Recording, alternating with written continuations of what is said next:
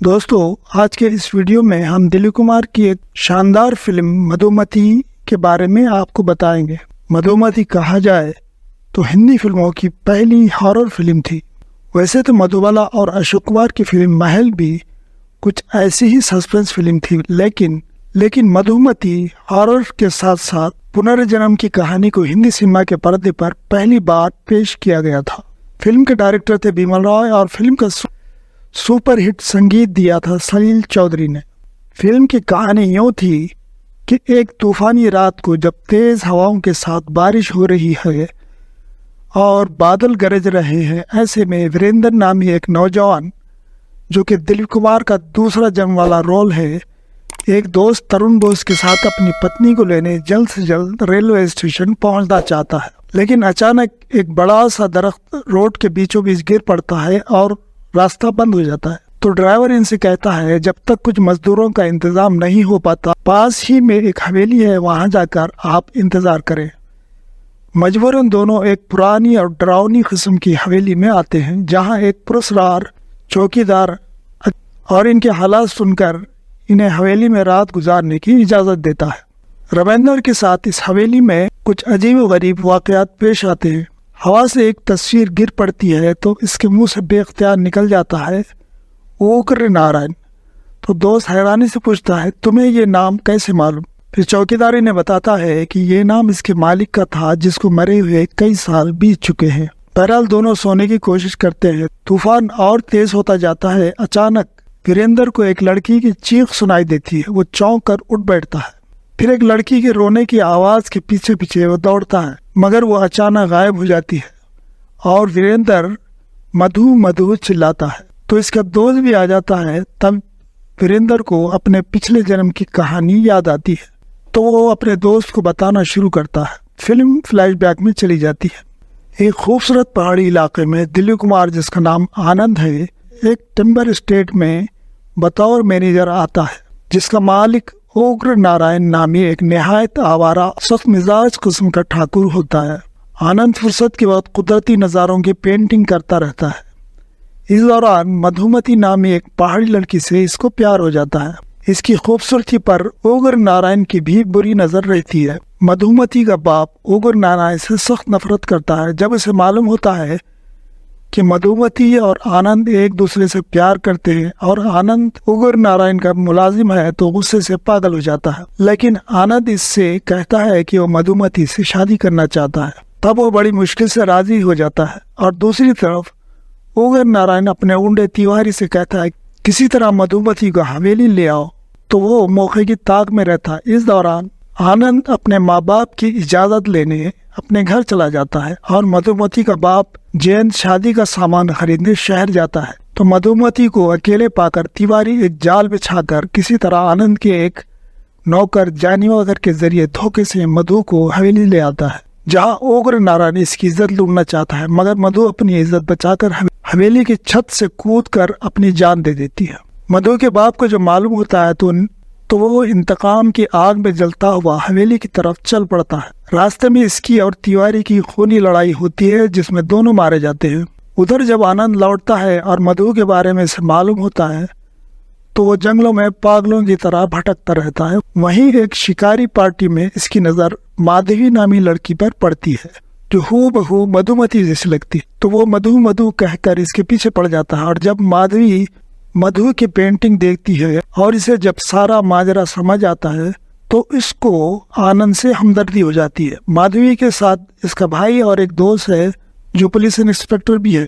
एक रात मधु की आत्मा आनंद के पास आती है और कहती है मेरा कातिल उग्र नारायण है और वो अभी भी आजाद है।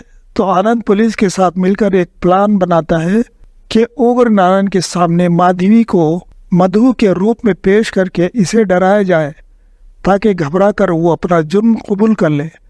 पूरा प्लान बनाने के बाद आनंद उग्र नारायण की तस्वीर बनाने के बहाने इसके पास हवेली जाता है और मुख्तलिफ तरीके से इसे डराता रहता है। अचानक तेज आंधी के साथ मधुमती नमोदार होती है और अपनी मौत का सारा वाकया बयान करते हुए उसकी लाश कहाँ दफन है वो भी बता देती है।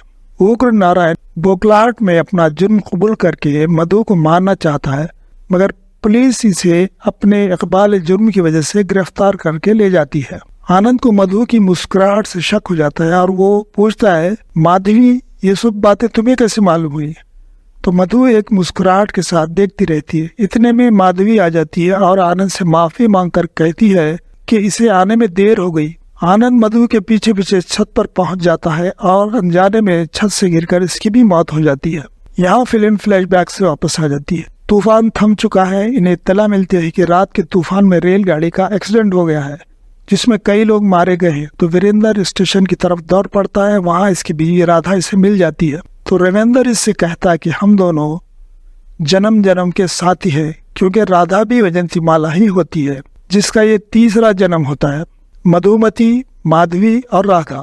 दोस्तों, डायरेक्टर बिमल राय देवदास जैसी क्लासिकल फिल्म बनाने के बाद चाहते थे कि एक कमर्शियल रोमांटिक फिल्म बनाए। तब इन्हें मधुमती की कहानी एक बंगला राइटर ऋतिक घातक ने इन्हें सुनाया और बिमल राय ने कहानी पर काम शुरू कर दिया। हीरो के लिए दिलीप कुमार को फिर से कास्ट किया गया और हीरोइन के लिए वैजयंती माला को सिलेक्ट किया गया। इस फिल्म में वैजयंती माला 3 रोल में थी, मधुमती, माधवी और राधा। दिलीप कुमार के भी 2 रोल थे, एक आनंद और दूसरे वीरेंद्र।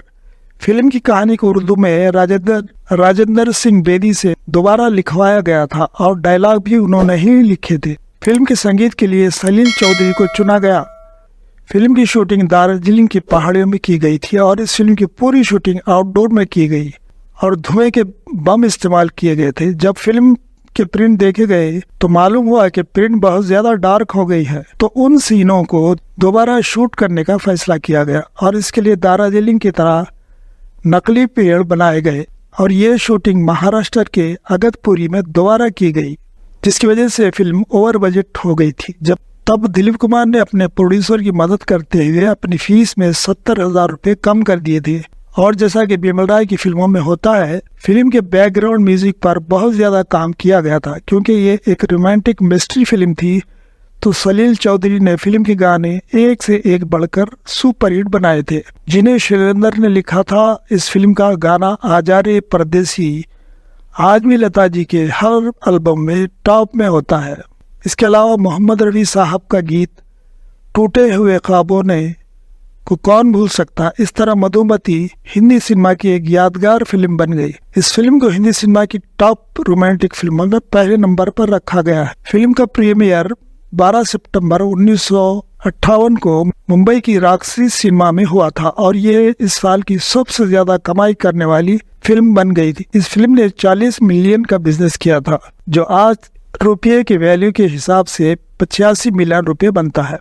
अदाकारों में दिलीप कुमार ने अपने बेहतरीन परफॉर्म किया था। दुखी सीन हो या रोमांटिक सीन हो, फिल्म में दिलीप कुमार बेहद खूबसूरत लगे हैं। वैजयंती माला ने भी अपने 3 रोल में कमाल की एक्टिंग की है और वो भी बहुत खूबसूरत लगी है। प्राण, जानीवाकर, जयंत और तिवारी ने भी अपने अपने किरदार के साथ पूरा इंसाफ किया है। तो दोस्तों, मधुमती एक ऐसी यादगार फिल्म है जो आज भी बिमल राय के खानदान के लिए आमदनी का बहुत बड़ा जरिया है। ये फिल्म आज भी सोशल मीडिया पर सबसे ज़्यादा देखी जाने वाली फिल्मों में शामिल है। वीडियो पसंद आए तो दोस्तों लाइक और कमेंट ज़रूर करें।